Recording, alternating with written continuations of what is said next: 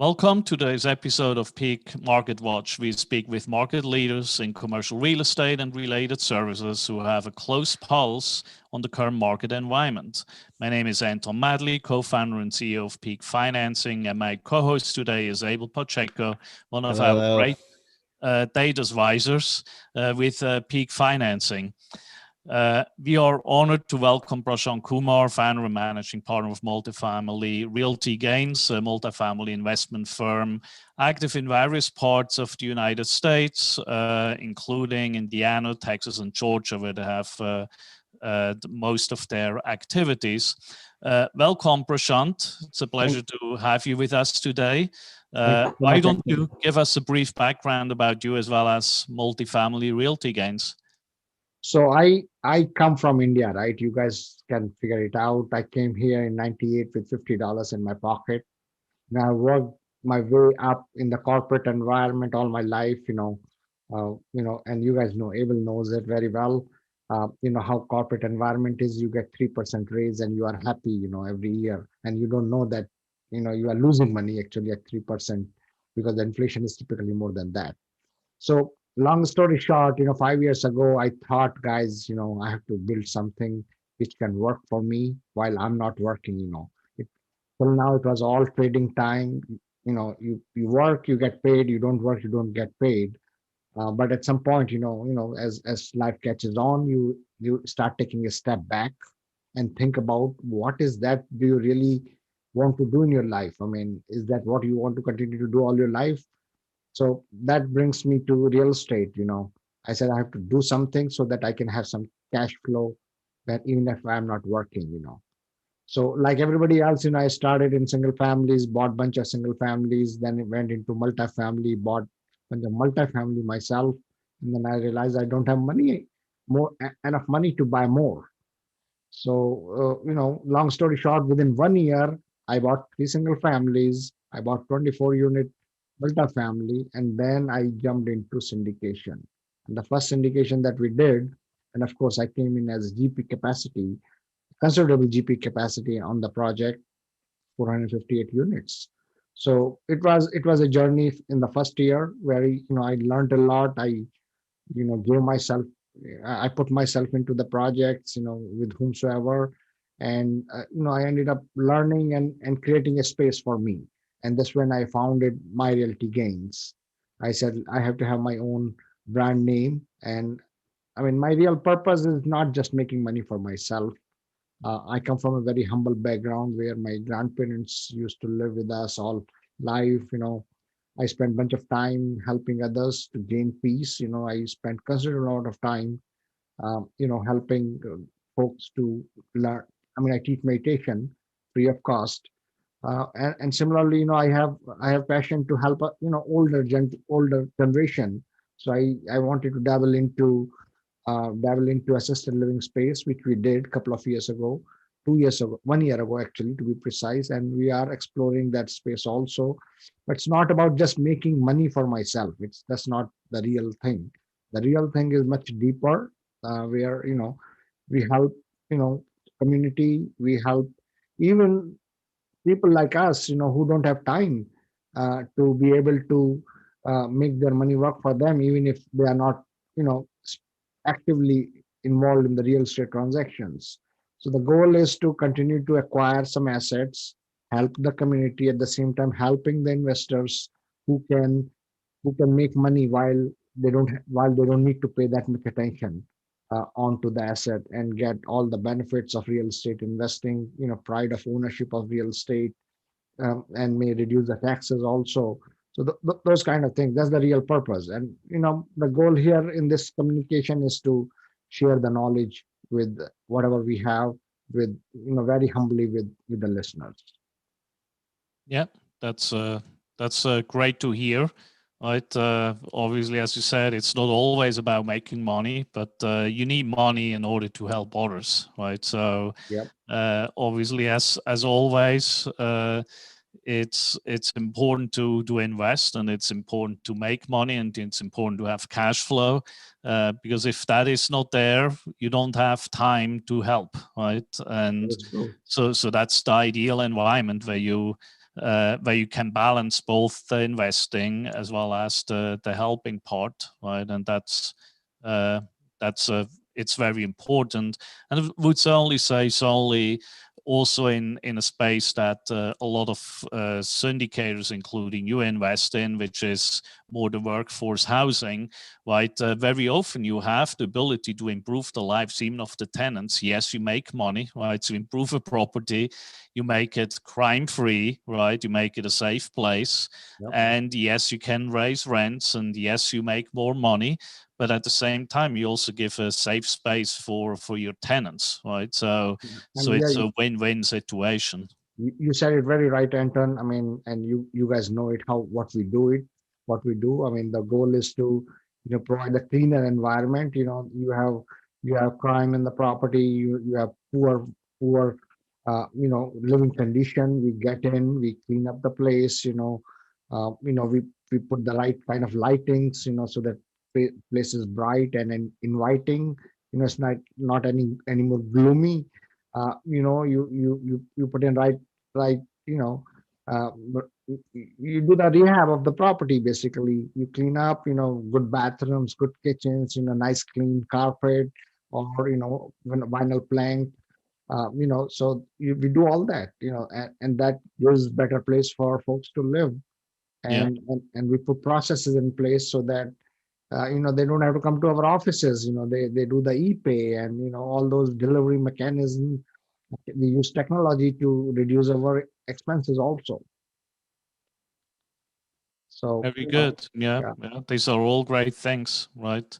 So tell us a little bit about what challenges you currently face, right? You're obviously with larger properties, you're a syndicator on one hand, but you also own your own property, right? That is not a syndicated deal, that is smaller, right? In Indiana, which is outside of your home residence, right? You live on Long Island in New York, and you have your own property that you own outright in not syndicated in Indiana, and then you also obviously have syndicated a lot of the larger properties. So what are the challenges that you face with both of these types of properties right now, and how do you address those?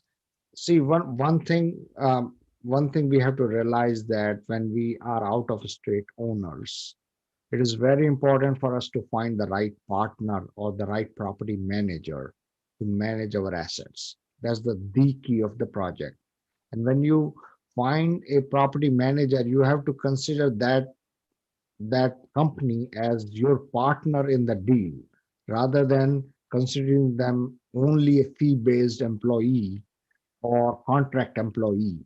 The moment you have that, the moment you just consider somebody just a fee-based employee, you are going to get only what they are going to give it to you. But the moment you start considering them as a partner, so I mean, I kind of gave you the solution of what challenges I had, but the challenges are always there. That's the biggest challenge. Who's going to manage the property for you, right? Whether it is a bigger 500 unit apartment complex or a smaller 72 unit apartment complex, right? So the boots on the ground has to have the vested interest.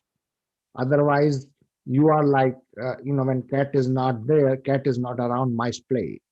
So basically, you are not there, and you are talking to them on a daily basis. They are telling you what they are telling you. Numbers are not, but at the end of the time, the end of the quarter, your numbers don't lie, right?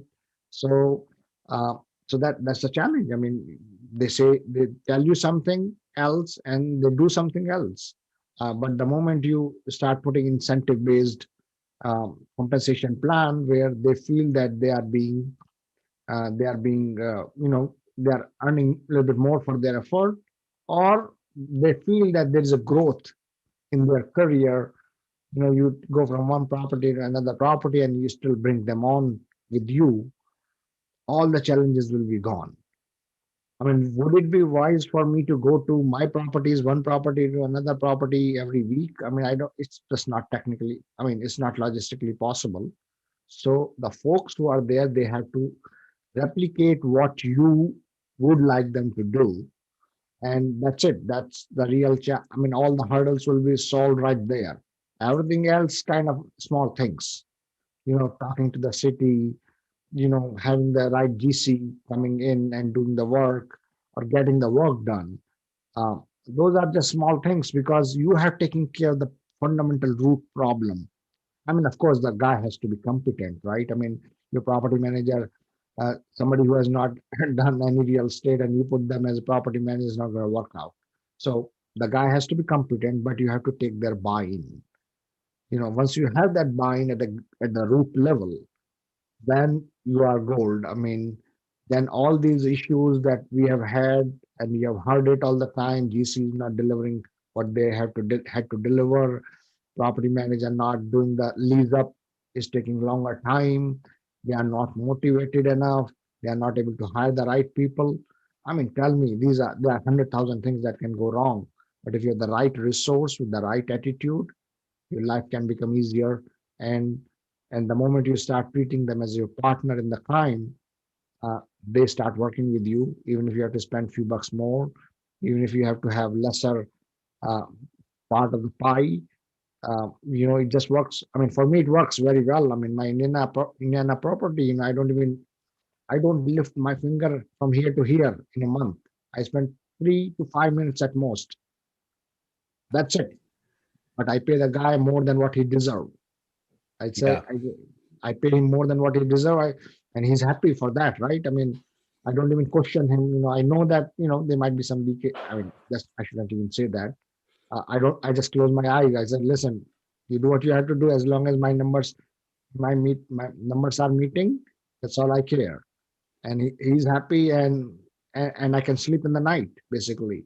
Otherwise, you talk about single family home, and your tenant is screwing up your home, and you are running there, going, in the middle of the night going there. So I mean, you get the idea. What I'm saying is, challenges will always be there, whether it is single family or a smaller multifamily or a big multifamily. Yeah. The kind of resource that you put there is yours. You are the owner. You have to put the right resource, number one. And number two, you have to treat those resources correctly. You have to Yeah. pay them. You have to pay them. You have to motivate them. You have to take care of them. There are times when they are sick, go. Do not even don't even come bother about the property when they know that there's a person talking to them on phone, not just a businessman. Okay, what is going on? What is going on? Then you build that relationship. Yeah. So this was my I hear this is awesome. I hear a lot of good points, Prashant, because when you pick a good property manager, like you said, or good boots on the ground in various different markets, treating them well, and obviously they're going to treat your tenants and your building, your property, all investors well, right? And being market watch, right? I heard Texas, Indiana. I know you're in the Northeast, and so that's part of the market watch. You have to know what's going on in one market versus another, right?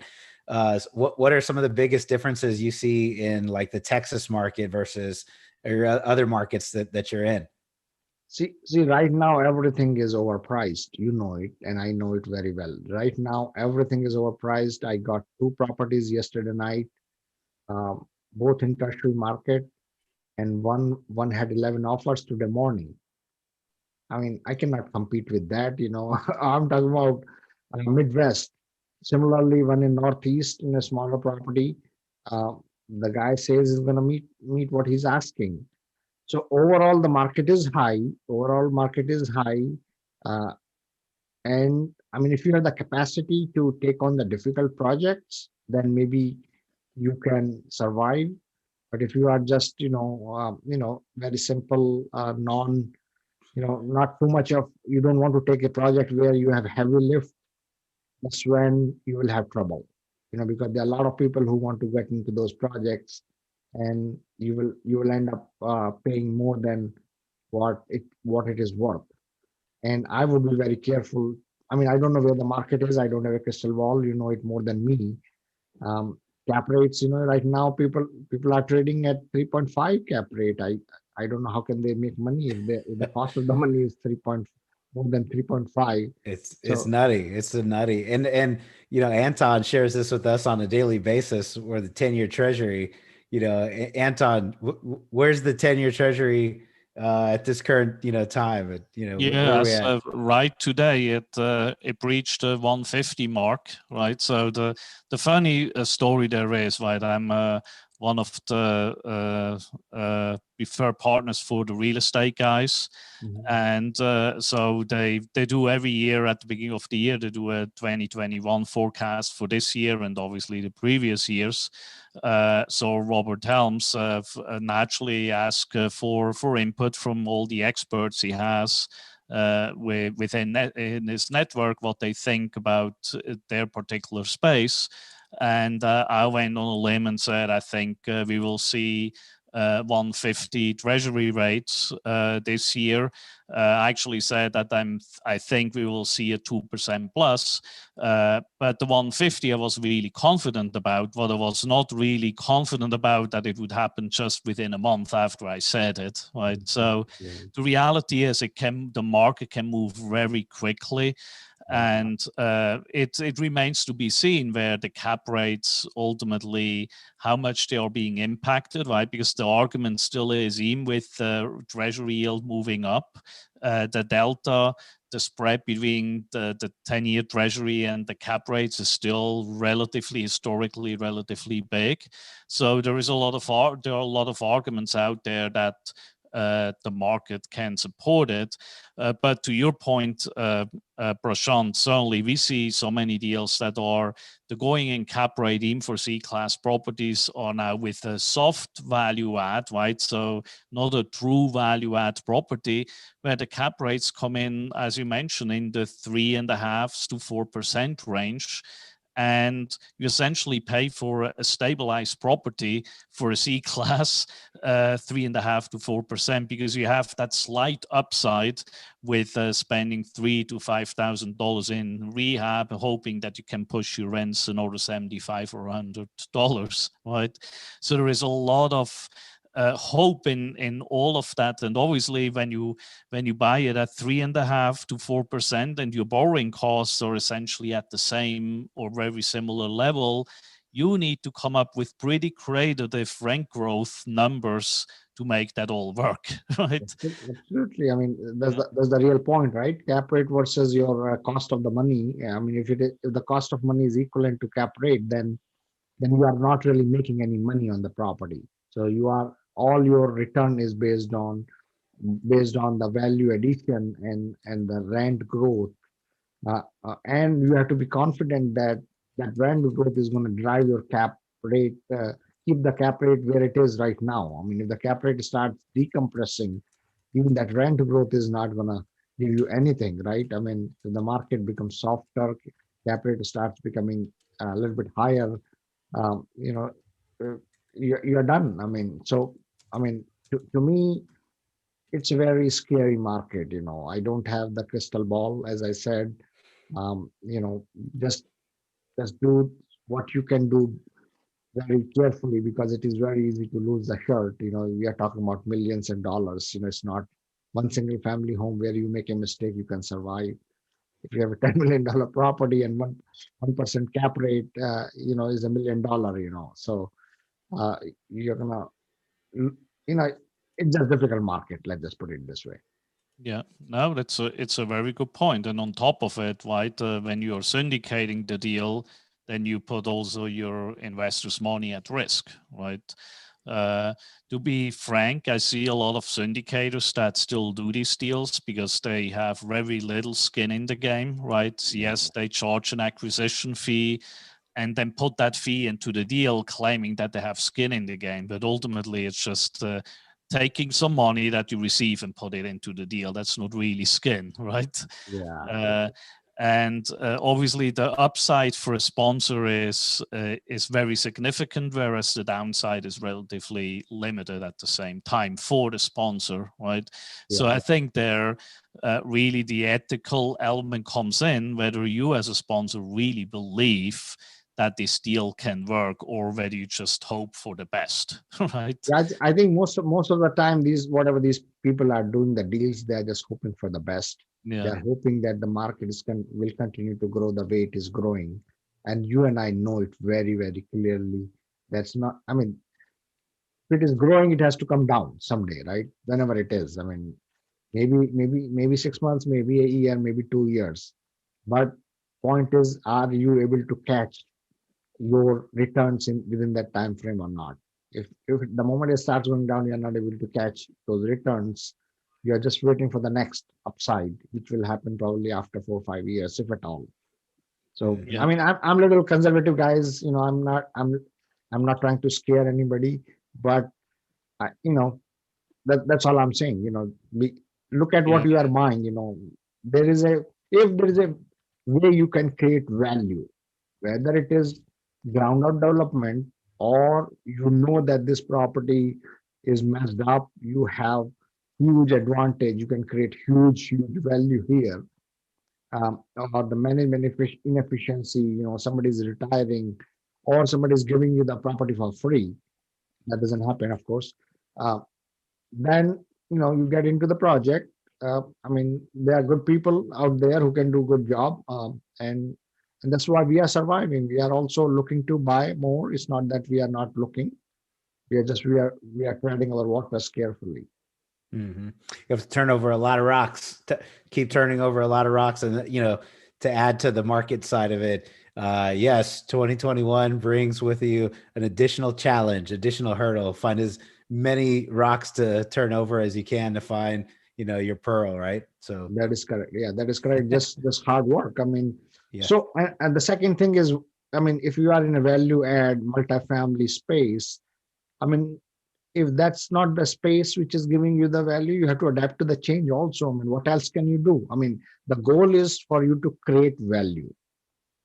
Do you want, if you are not able to create value in one space, you have to adapt to the market condition and see where else can you create that value, which others cannot create. I mean, there are things like, ground up. I mean, if you find a good piece of land, you know, get in touch with a developer and maybe build something. You are creating value. You can do value addition in many ways. Basically, ground up multifamily, ground up assisted living, ground up storage, ground up. I don't know whether anything called mobile home park ground up, because they are hardly anything. But the point is, you can do wherever you can create value. You have to be creative. Basically, don't get stuck into what you have been doing in last couple of years, and the market is changing, and you want to remain stuck in the same space. Maybe we'll have to find a different niche again. As the market condition warrants it. Yeah, that's an excellent point, right? You mentioned mobile home park ground up. I know some that are doing it or attempting it. It's not that easy, right? Because the value creation in developing a mobile home park is pretty limited, right? So you do not Yeah, create any vertical structure. You essentially create the paths. yeah. If it's within city limits, it's pretty hard to even get that approved within Oh in any no, yeah. city. So you The have to ci- go into the countryside, and yeah. then you need to balance again. Is the investment you do really turning into a positive cash flow at some point, The right? city, So yeah, cities are not allowing mobile home parks at all. I mean, that's the biggest challenge. I mean, they don't. I don't know what is the reason, but the fundamental fact is you cannot do ground up development for mobile home parks. I mean, the only thing you can do is you can buy, and then you can improve the rents, and improve, clean up the park. But creating a new one, as you said, Anton, is very very difficult right now. yeah. Now, I think another challenge you have, and we just had Brian Murray on as a guest for the multifamily master meetup in Texas maybe a week ago or so, and he talked about his success there, and he actually has partnered up with Brent Turner from Bigger Pockets, right? So they are really have created big space for investment space for mobile home parks, Mhm. attempting to compete with the big boys in that space. There are not that many big players. Right. And then you have all the mom and pop players, right, that are out there. And obviously they have been very successful in buying up a lot of these mobile home parks. But at the same time, he also said the challenge is it's a very limited space. Once you buy up these parks, it's not like a multifamily. You can buy for a very long time, and you still can buy more.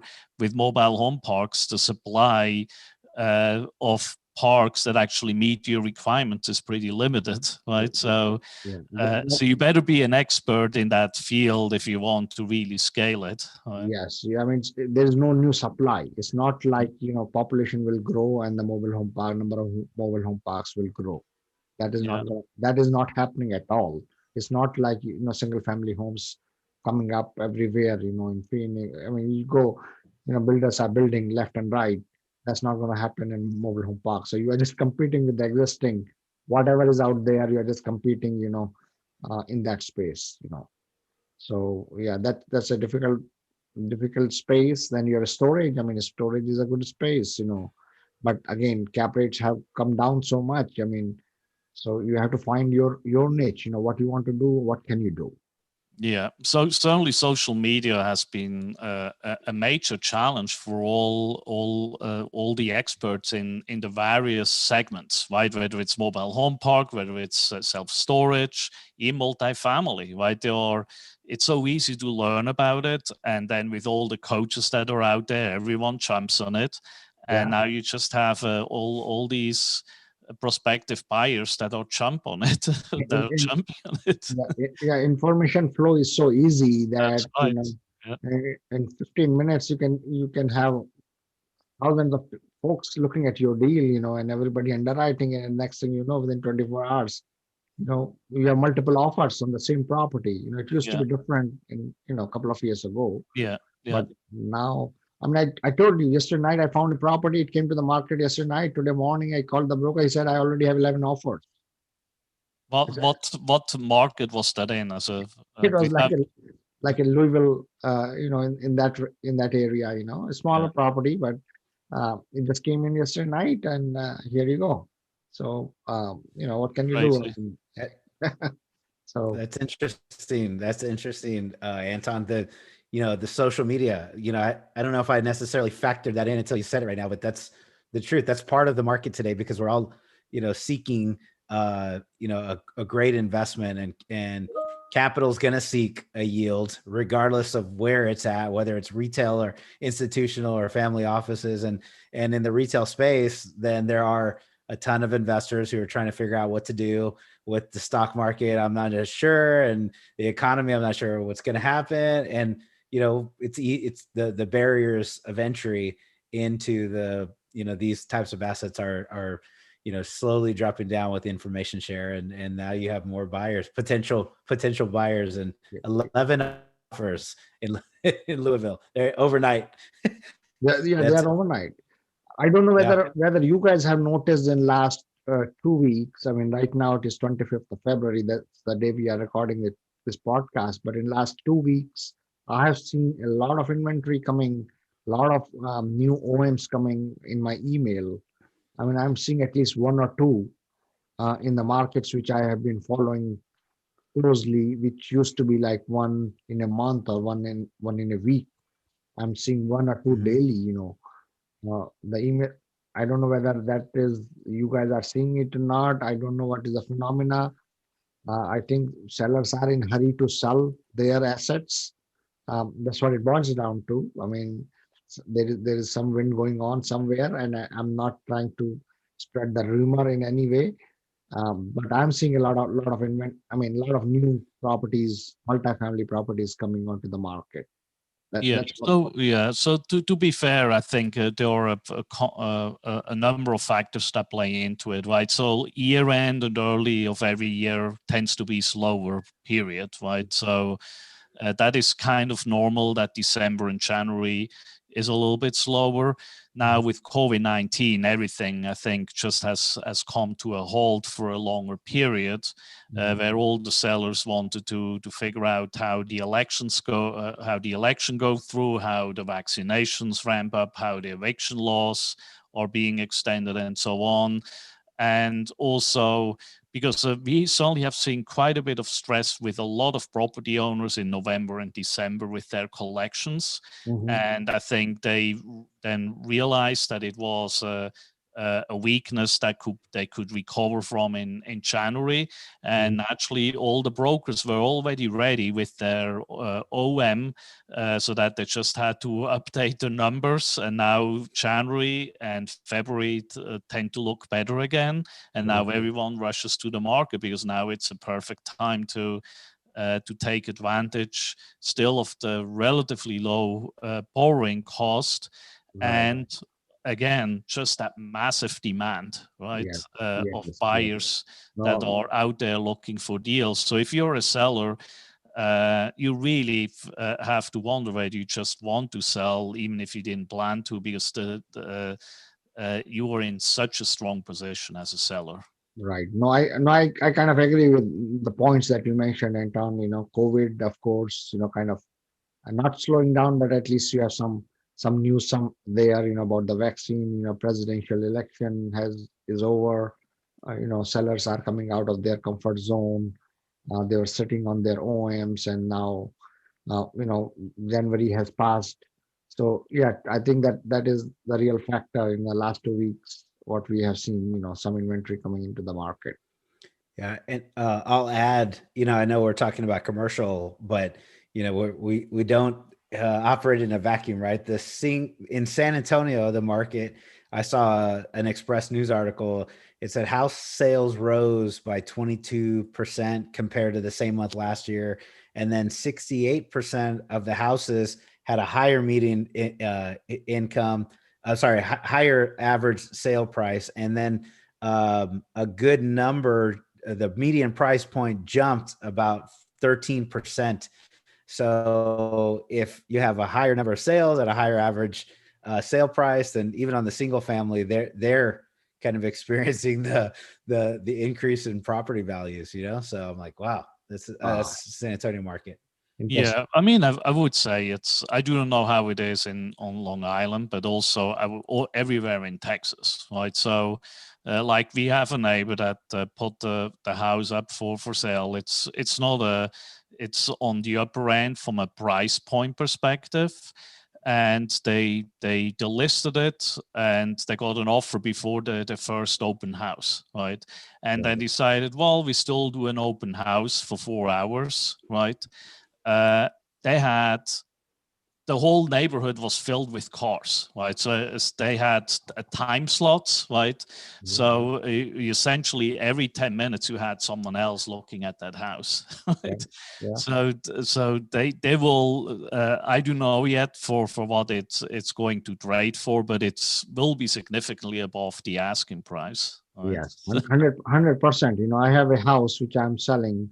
My tenant left, and that was trashed. House was trashed. I said, right, fix it myself and then sell it, or just sell it, right? So I just put it in the market and put in the retail price. I'll fix the price, and I'm still getting an offer above the asking price. Wow. So why would I fix it? Yeah, that's right. Yeah. So let someone else have the headache. Yeah. I don't want to go there and get it fixed and whatnot. So yeah, that's right. And good luck finding contractors that do a good job now. That's they are outrageous. New York, I don't know whether you guys know that New York is, I mean, to get out of the car, they charge you money. So forget about doing the work. So it's like different world here altogether. Yeah. That's funny. I have got a few times, and every time me and my wife go, it feels like we always have cash, a little bit of cash to spend here and there. Everything feels like it's like $25. We're gonna get a drink and a Coke, and you're like, that's $25. So you're gonna get on the subway, you're like, somehow it's like $20, and I'm dropping 20s everywhere, and we're just walking down the street. But it's costly. Yeah, that's only an interesting aspect there, right? So we just have experienced that. Obviously, it's different in different places of the country. But we live in Frisco, which is outside of Dallas, right? That's really not real estate related at all, but it just shows that craziness that we are facing. So we are used to pay $20 plus for a cocktail in New York, right, and in Vegas and all that. So now we are in an upscale restaurant in Frisco, and the cocktails were over $20. Right? So that's just the way it is. Everything is just increasing in price, and somehow people are paying for it. Right? It's whether it's upper end real estate, people are gobbling it up. Whether it's multifamily, people gobbling up. Everything that comes onto the market, you have buyers for it. It seems. Always, yeah, people always have money, Yeah. to spend. Did you see that there's that new article? I can't remember who put it out, but it was like 22% of all the money in circulation today, US supply, was printed like in 2020 this year.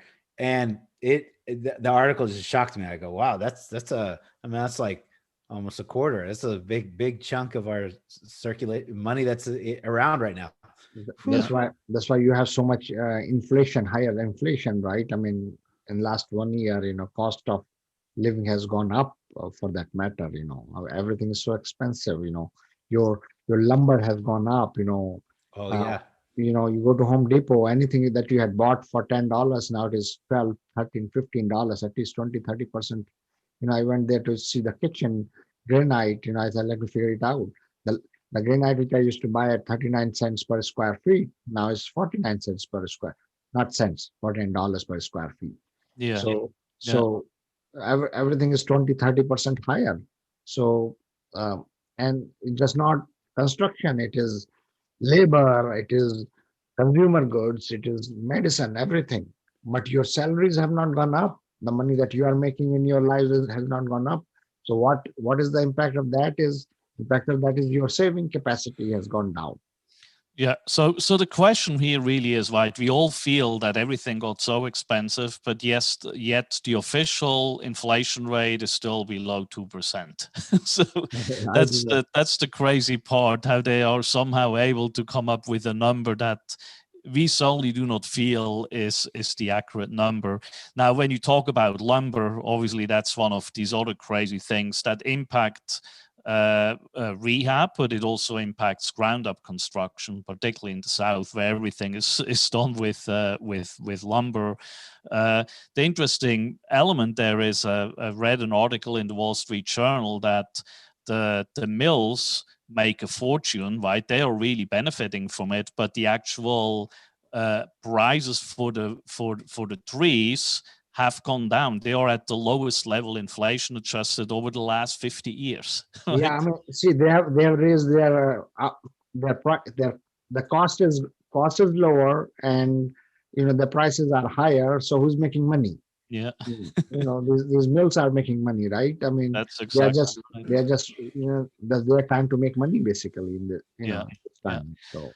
So talking about some niches that obviously we have talked about, multifamily being really overheated to the large extent, unless you find a niche. And mobile home park, we see the same.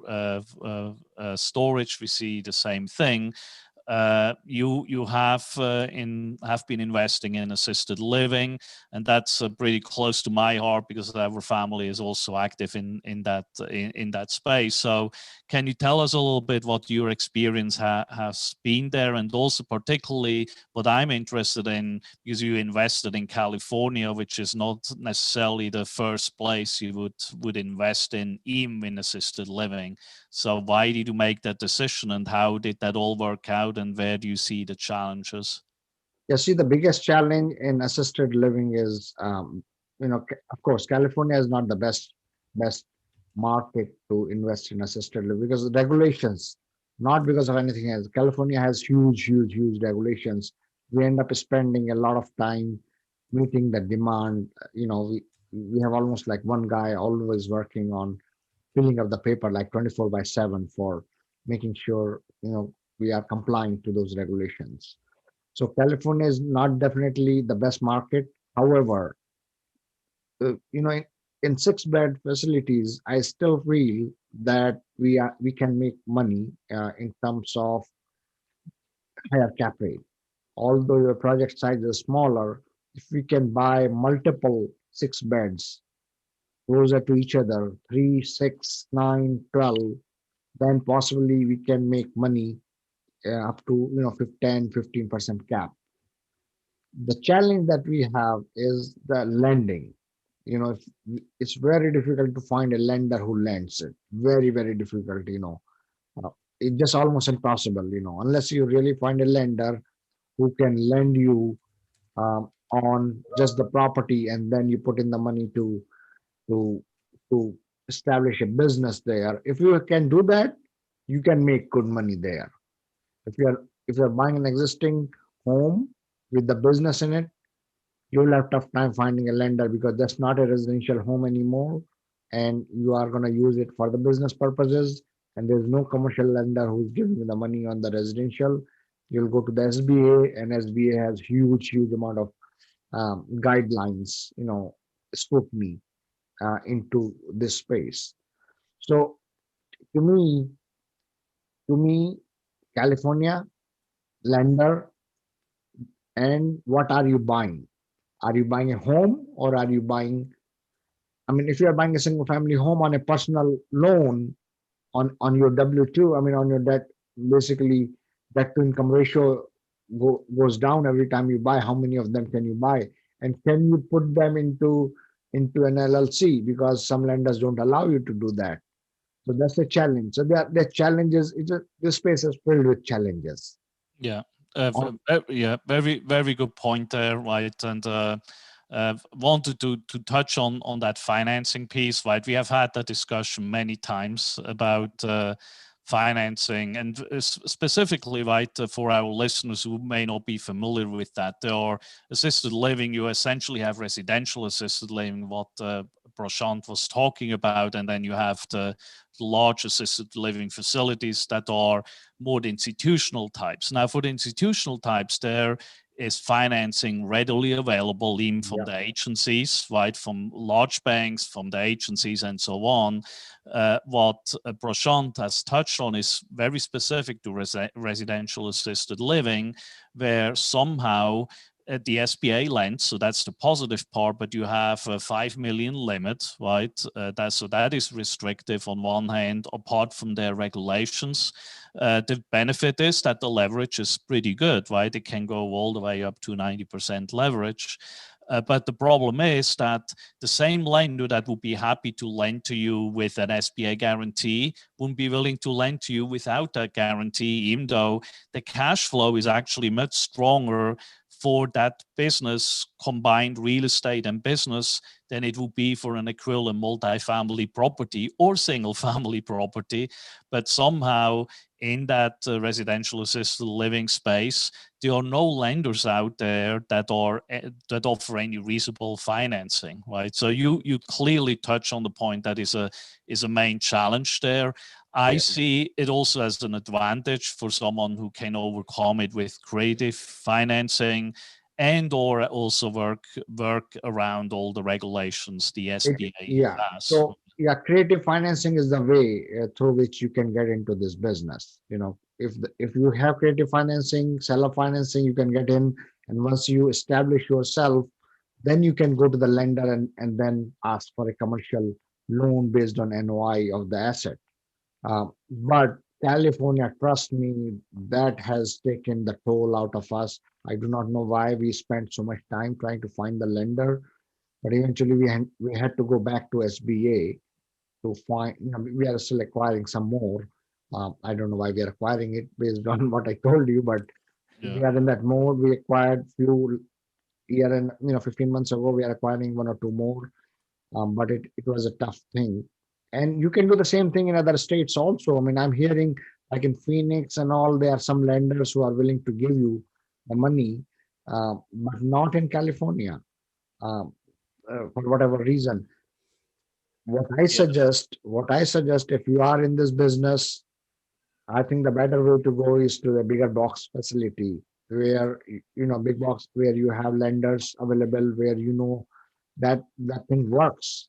Yes, you would make less money, but if you syndicate that whole deal, you will end up making worthwhile for your time rather than finding the lenders and filling up their requirements. You do a ground up development, maybe 10, $20 million worth of asset, and then you still create value for your investors. Investors make good 10-12% easily, maybe more, and that time that you have spent is well utilized.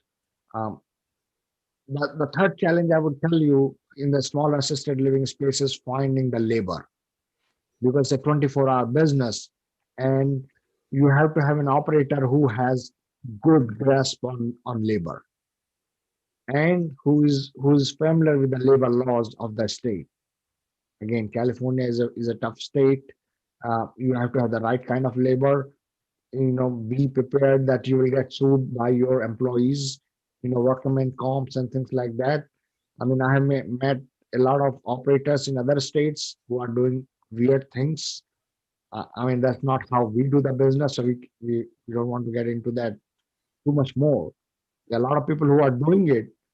In Colorado, you can find lenders, but some places, you cannot find lenders.